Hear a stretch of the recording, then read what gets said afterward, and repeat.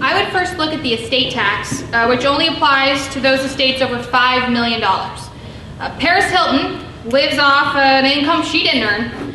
There's no reason why she can't pay taxes on that estate so that she shares in the responsibilities for paying to send people like me into harm's way when duty calls.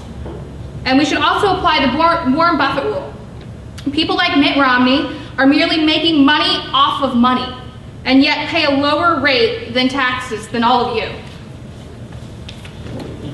Congressman Pitts, which of these do you see changing in your version of tax reform? The Warren Buffett rule is a gimmick. If you pass that, it would pay for how much we borrow for 11 hours. It is not serious. Now, you've talked about the largest ones. There are many, many more. There are 73 that expire unless extended this year. I think there are some that are sacrosanct. Mortgage interest deduction, charitable deduction, the child tax credits. Those are three that I think are off the table. But everything else is on the table. And this negotiation between the two parties will occur after the election in lame duck as to which loopholes to close, how many of them, along with lowering rates. We passed legislation to scrap the 6 rates, marginal rates, go to 2, 10 and 25%, and lower the corporate tax rate down to 25%. It's the highest in the industrialized world. It makes us uncompetitive overseas. If we would do that, we can do that with closing rates. We will even get more money. We would see, if we did that for certain, the private sector begin to grow their jobs again. Many of them are waiting for certainty on tax policy, regulatory policy, energy policy, healthcare policy with Obamacare regulations, and increasing markets and infrastructure. If we would do those things, I think you would see the economies take right back off. Mrs. Strader, you have 30 seconds to ask a question of Congressman Pitts. With the need for more American jobs so that we can further reduce unemployment, will you take the lead and sponsor legislation to reverse your vote that rewards companies with tax breaks for outsourcing jobs?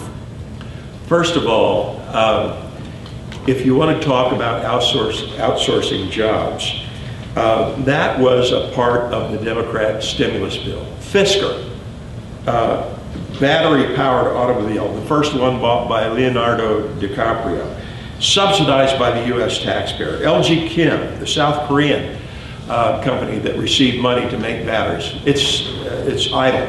I don't think the government is a very good venture capitalist. I don't think the government should be trying to pick winners and losers. Like Romney said, they just picked losers. Solyndra cost us $535 million from taxpayer funds, and there are many more. So I think we need to create an atmosphere to create manufacturing jobs here in the United States and an atmosphere of certainty so the private sector, not the government, can produce jobs. The answer is not more government programs and borrowing and taxation. Congressman Pitts, you have 30 seconds to ask a question of Mrs. Strader. Yes, Ms. Strader, please name 2 or 3 tax expenditures that you would support the elimination of. I would support, like I said, temporarily eliminating the payroll tax cut, because that will allow small business owners the opportunity to hire more workers, as well as give that tax cut to those who give their employees a raise, right? So if you hire a new employee or you give your current employee a raise, then we'll temporarily eliminate your payroll tax cut. And I believe that there's, an opportunity to give tax credits to small businesses and small tax exempt organizations that cover the cost of their employees' health care. And I believe that there's opportunities across the board. I may not know or have all the answers at this moment, but I do know that if you want more information, I would have no problem giving you that. Thank you. This concludes our debate. Thanks for staying. Thank you for Congressman Pitts.